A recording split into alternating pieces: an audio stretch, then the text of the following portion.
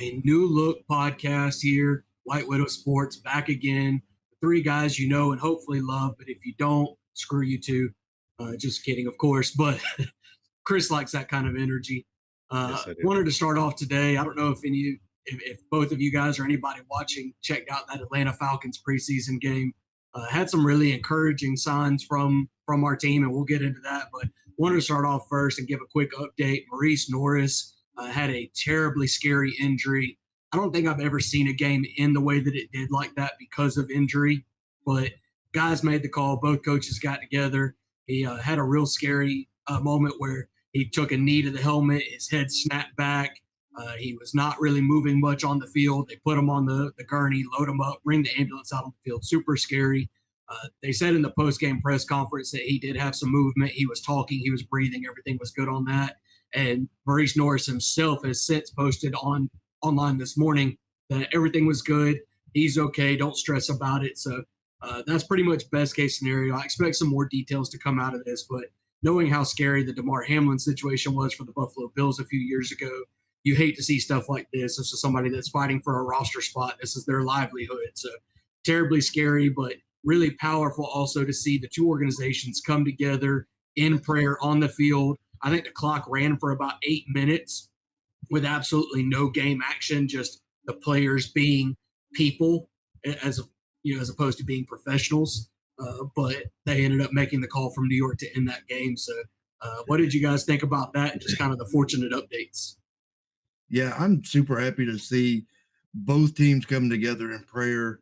That is their brother. No matter where he falls on the depth chart, he is their brother. They've been through a lot together. So very happy to see stuff like that from both organizations. I told my brother Brad, we need to make a post last night. We did on Facebook, giving our prayers and our thoughts to not only just him, but his family as well. I'm sure it was very, very stressful. All of them were watching on TV and just as kind of anxious for news as we all were. So good outcome. I'm happy to see it. Prayers do work. We're not a very religious channel. We don't claim to be. We're more about sports, but in my personal life, I love to see that. I'm really surprised that the NFL took that long. It was very obvious right when that snap was taken in the fourth quarter what the players were doing. They wanted the game suspended right then. I'm surprised it took 8 minutes for New York to say, okay, you're done. Let's just call this game. It's kind of over with. They took the snap. They didn't take a knee. They didn't run a play.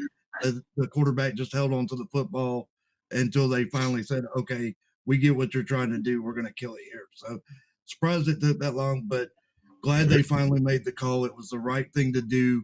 Players weren't going to be in it. You wouldn't have gained anything from playing that last 15 minutes, I don't believe.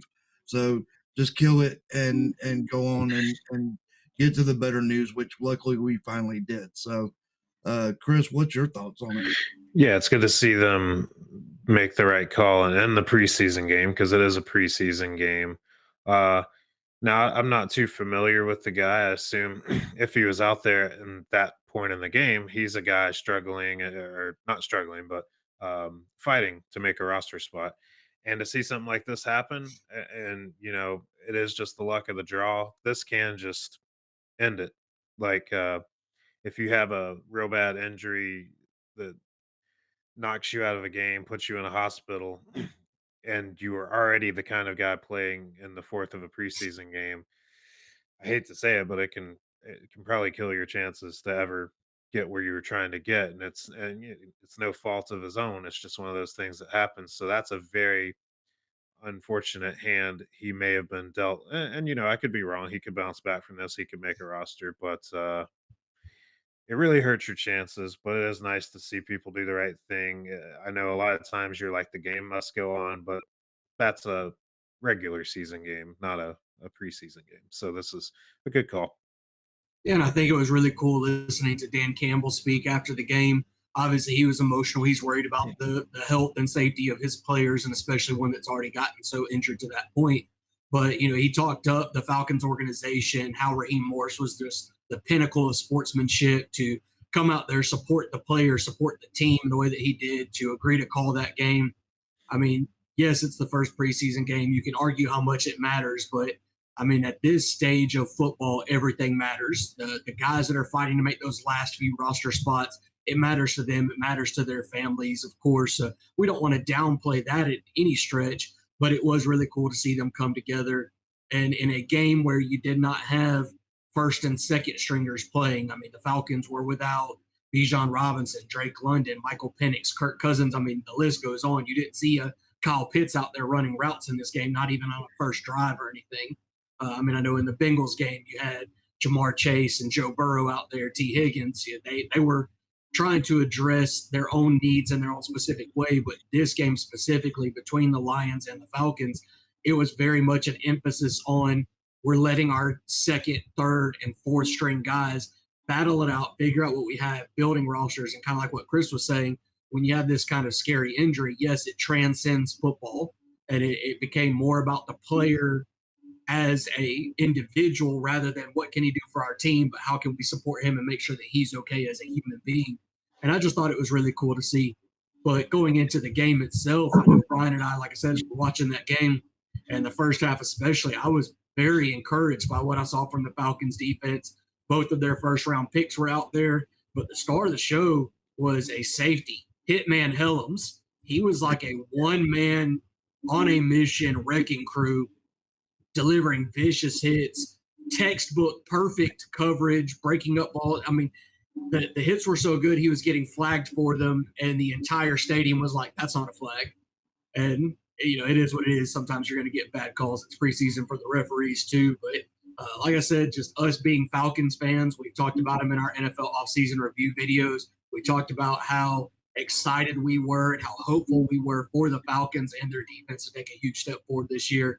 And if the second and third stringers last night, and even some guys that maybe could be starting this year, if the way they played last night was any indication for how the season's going to go, I think the future could be bright for the Falcons defense. But what do you guys think?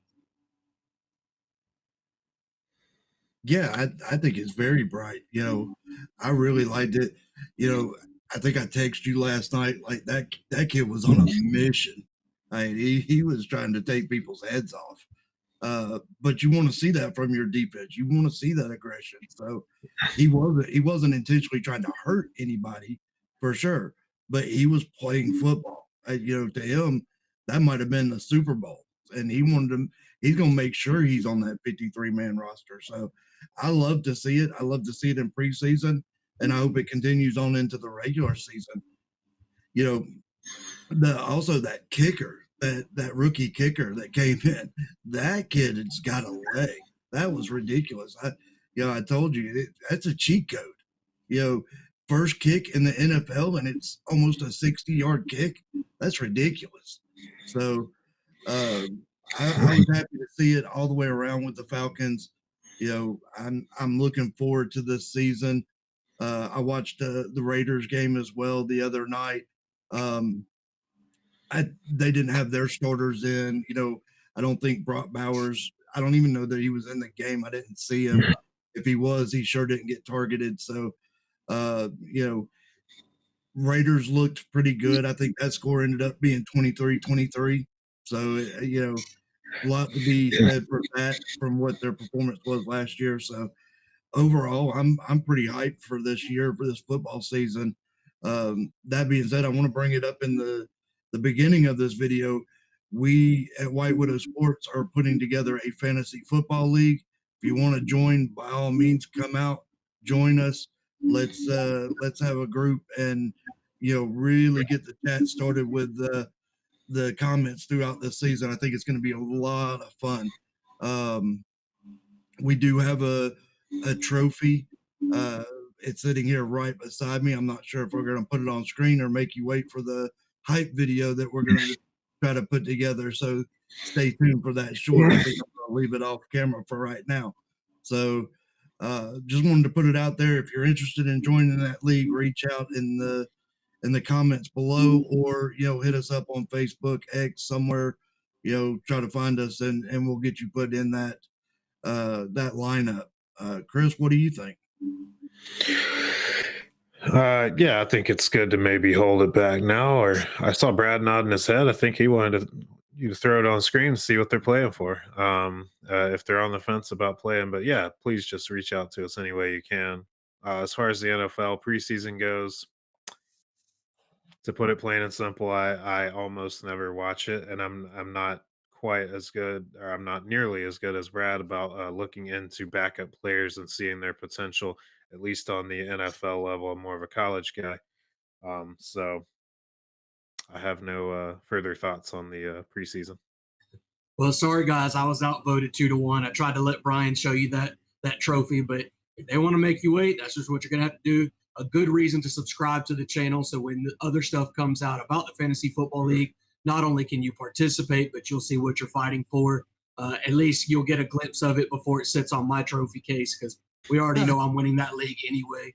I know you guys are like, man, if Brad's going to play in that league, I might as well not even sign up. But it's a good opportunity to interact with us and get to know us better, even if you're not going to win. So we'll go with that. One other note I did have about Helms, though, the safety for Atlanta, is he was on the team last year, but he missed the entire 2024 season due to injury. And obviously, Jesse Bates is entrenched as a starter. He's one of the top safeties in the league. He's not going anywhere, but you're going to be playing somebody next to him. And he was making a case because he saw Atlanta drafted 2 safeties this year in the NFL draft. And he's like, wait a minute, don't forget about me. So I love to see the hunger that he was bringing, just the fire and intensity that he was playing with. And I think that's what competition breeds that. And Atlanta, for the longest time, has not had that on their defense. So having the injection of talent that we've had this offseason, I think that's a reason why we should all be so excited as Falcons fans to think that this defense is going to take a big step forward, because you've got guys, not just the ones that were drafted this year, but the holdovers from previous years that are not going to want to be replaced by those. One note, you did bring up the Raiders video. There was a big time starter in that who did not have a very good performance, and that is first round draft pick Ashton Genty. So obviously we've all been really high on him. I don't think the entire starting offensive line was playing. I think a lot of them were over on the sideline wearing street clothes. So take this with a grain of salt, but he was going against, as Brian and I have been informed, a top 3 guaranteed defense from the Seattle Seahawks. But he had 3 carries for -1 rushing yards. So not a very good preseason debut for Ashton Genty. You've got to hope that this offense, as Brock Bowers is on the field, as Geno Smith is taking full reps with his entire starting offensive line, obviously you think this offense is going to open up a good bit. I don't think that this is a panic move for Ashton Genty, but if you were in a dynasty league and you've got an owner that saw that and the sky is falling, maybe send out a trade offer. Maybe he's available now when he wasn't a couple of days before. I don't see that happening, but you never know. No, I still think he's a first round pick in anybody's draft. So on the redraft leagues, I don't think I would not put much stock into this very first preseason game. You know, if it was the last preseason game, yeah, I might be worried about it, where you're playing with most of your starters. But right now, you've got second, maybe third string linemen. No, I'm not over worried about it. I guess one more quick question as far as preseason goes. One to Chris. Yeah. You know, talking about the Falcons not playing a lot of their first or second stringers, but comparing that to the Bengals, who have had very slow starts the last 2 seasons. Brian and I have talked about this in our offseason review videos, how bad we think that the Cincinnati Bengals defense is going to be and how much they're going to be relying on their offense. Do you think it's a good call? Would you support that decision to have Joe Burrow and Jamar Chase, Chase Brown, T. Higgins, all of those guys out there for all 3 preseason games getting game reps because they're trying to avoid a similar slow start that they've had each of the last 2 seasons? So what you're asking me is if the offense is going to be relied on to carry the whole team, should they be out there in the preseason getting it going? Yeah, like, do you like that call? Because I think No. that's what Cincinnati is thinking right now, is that, hey, we didn't play a lot of starters each of the last 2 years, and our team has gotten off to a slow start. So now we're going to try to combat that by getting game reps for our starting offense. Do you like that, or would you rather than play it safe? No, I would play it safe. All the guys you just mentioned know how to carry an offense. Uh, the reason they got off to a slow start, I do not believe is not playing in the preseason. I think it's just a number of other factors, especially if you're relying on this offense to carry you through a weak defense. Protect them at all costs. It Joe Burrow and Jamar Chase and all these guys, they know exactly what they need to do going out there. They don't have to do a preseason, to be real. If they know the plays, they don't even have to do practice, and they can go out there and put up the numbers. Um, I don't know their mentality. Maybe they have some personal rust, but their talent is so good that I don't think they should have that rust. The last thing you want is even a minor injury to any of these guys that you expect to carry your whole team. And in today's NFL, I do think a strong offense, like a really strong offense, can carry you to the playoffs. So by all means, protect them. Yeah, Chris said break out the bubble wrap because, Yes. I mean, I think this is one of those situations where the ends justify the means. If Joe Burrow goes out there, throws for 5,000 yards and 50 touchdowns, and Jamar Chase has 20 of them, you're gonna be able to attribute that to maybe this preseason saying, oh, the call that they made to get this offense right against some live opponents was the right call to make. However, if Jamar Chase decides that he's going to pull a hamstring and is out the first 4 to 6 weeks of the season, you're going to say, why was this guy even out there? This is an all-pro receiver. He didn't need those reps to be great. So much to Chris's credit, and what he was saying is Joe Burrow is not that guy.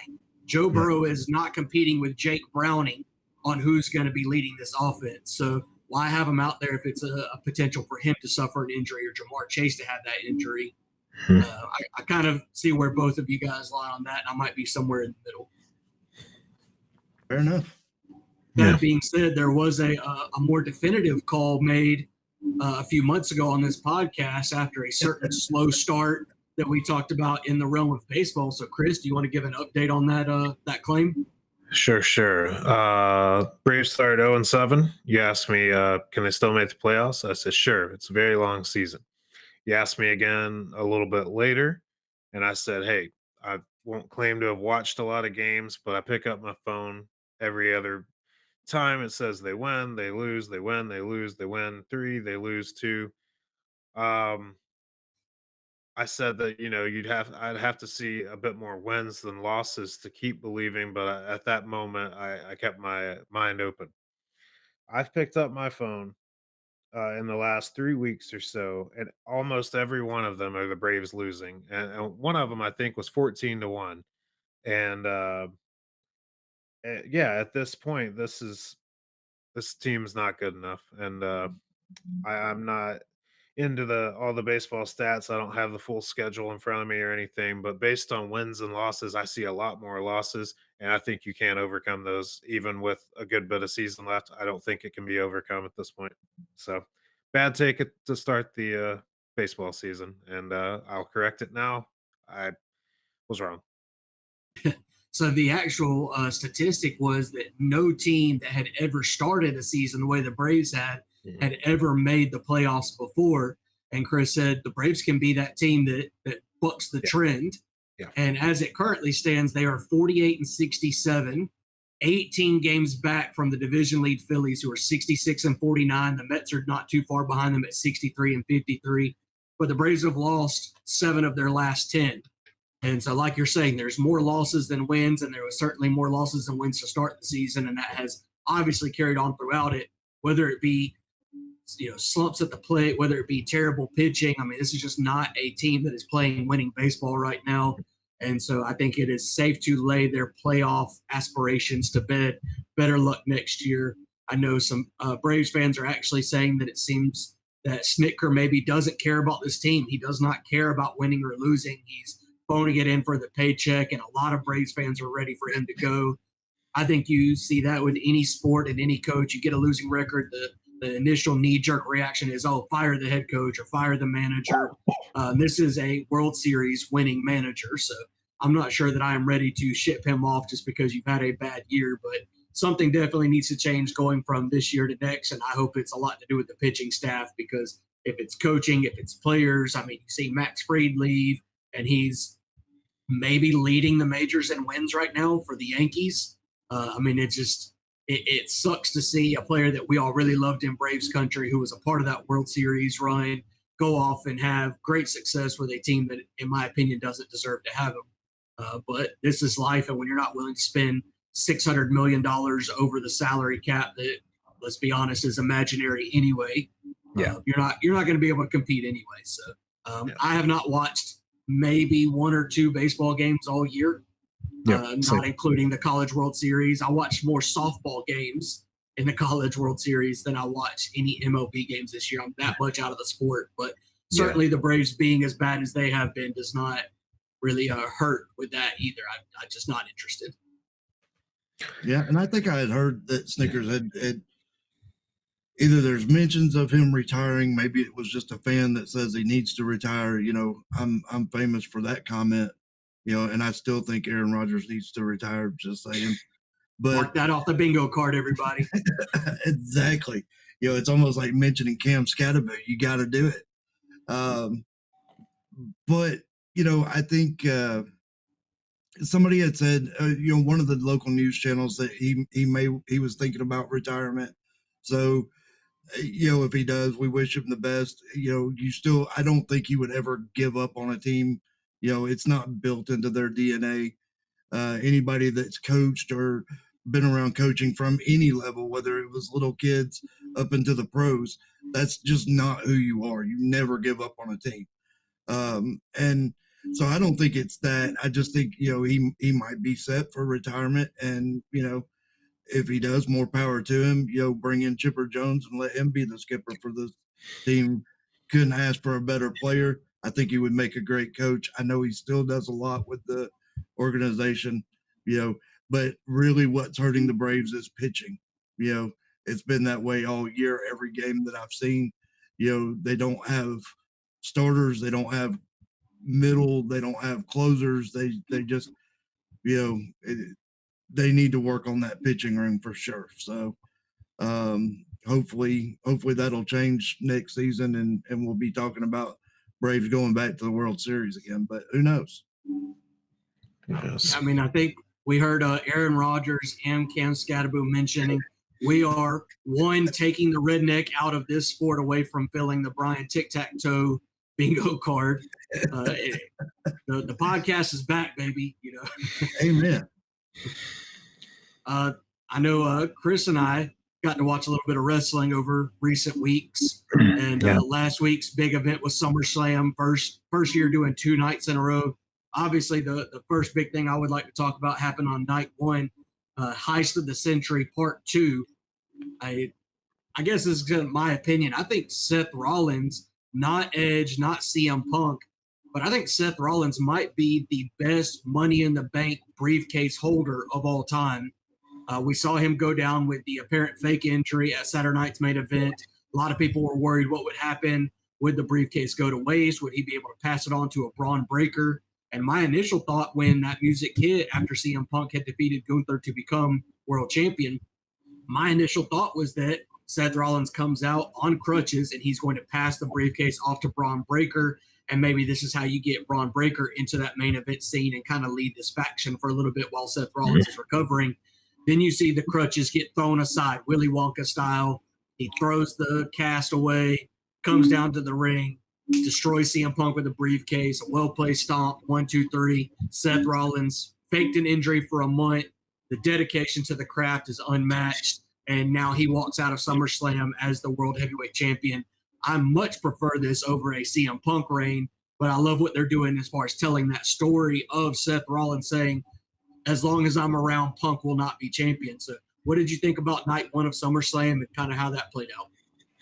Overall, I thought it was okay. I like night 2 a lot better, but I do think that was the highlight of it all. I'm no CM Punk fan. I'm not as much of a CM Punk hater as you are, I believe. I believe you dislike CM Punk Not more even than I. close. I hate him more than most anybody.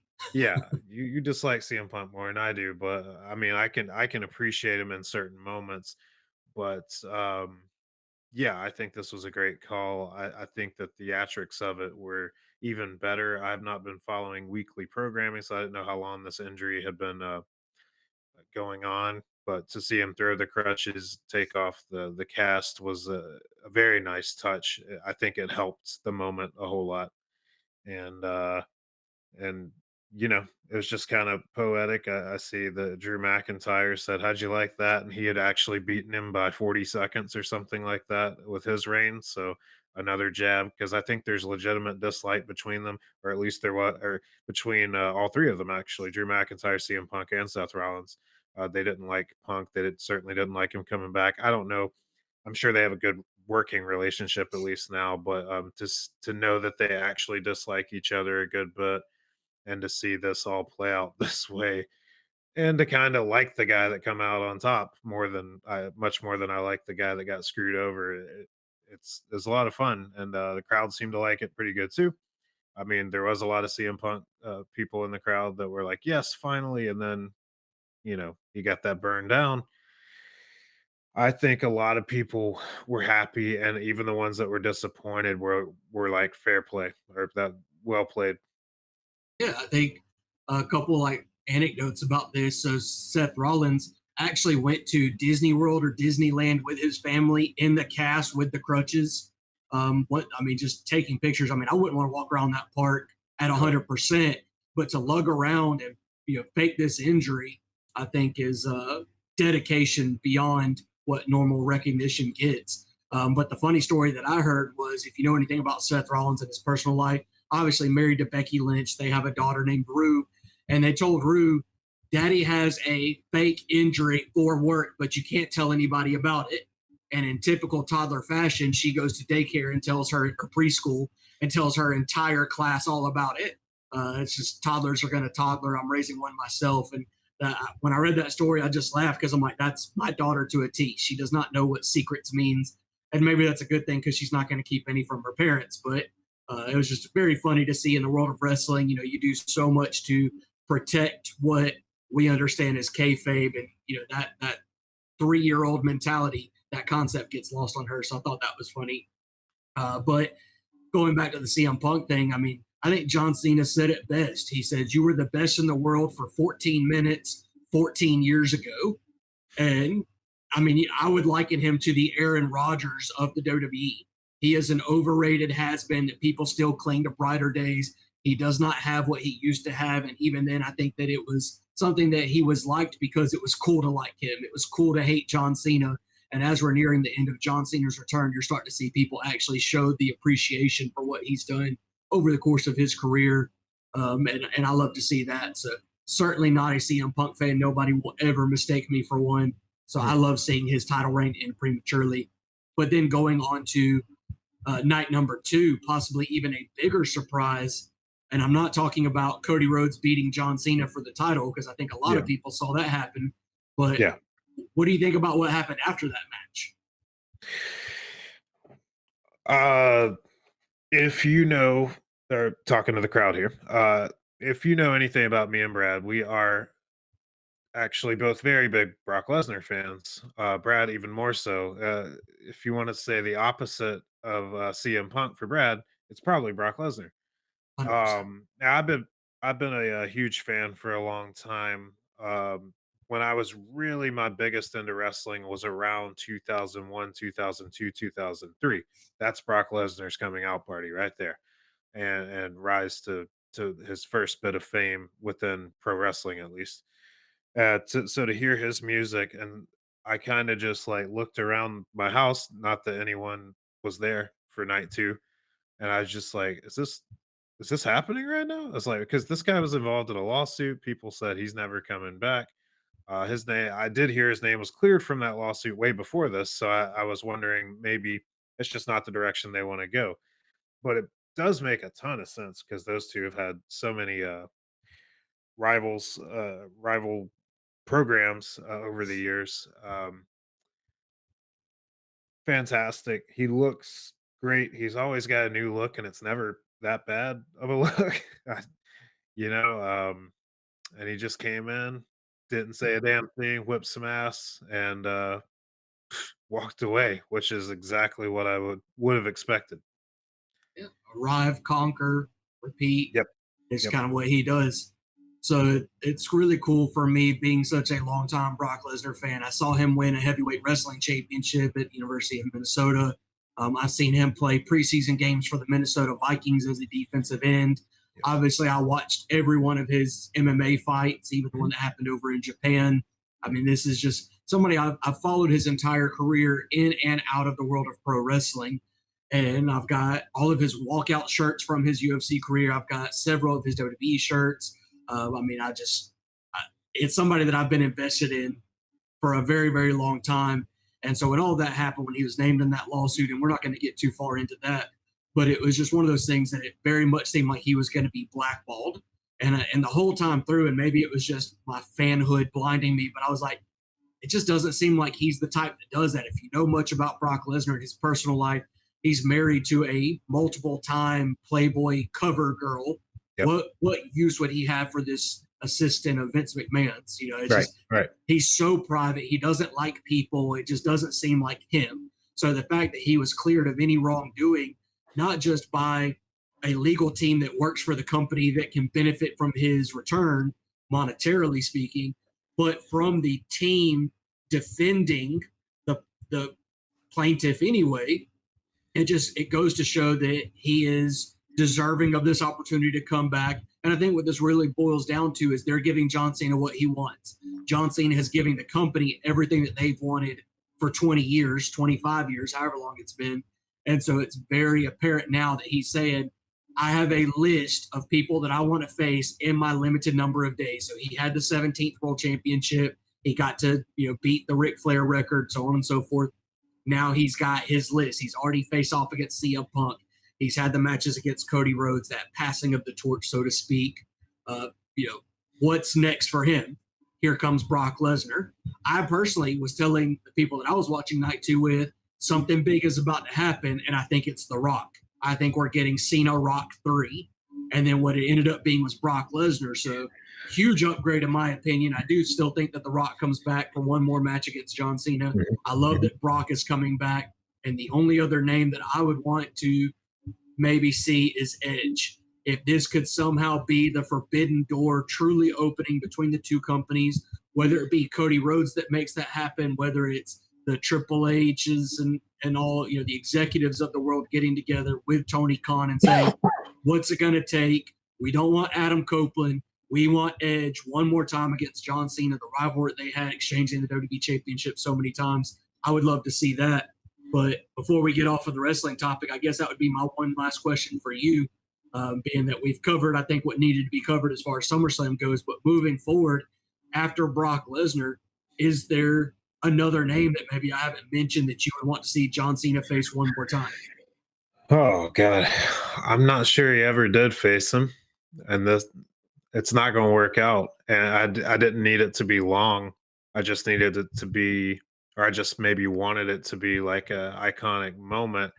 I think that you would have liked to seen, and I'm talking a 5 minute match just to say that people saw it. You've got John Cena, one of the greatest of his era. You could have put him in the ring with Hulk Hogan for a second. The greatest of a couple eras, that being the 80s and 90s mainly, and it's just in my opinion, I don't pretend to know his personal life or his personal health life, and obviously a lot's come to life that it wasn't that great anymore. But I think Hulk Hogan, and maybe I'm alone in this, but just looking at him in recent stuff before he died, he looked like he could at least take an AA. He at least looks like he could have taken a few small bumps, and then you could have had the visual of one era getting up on the other era.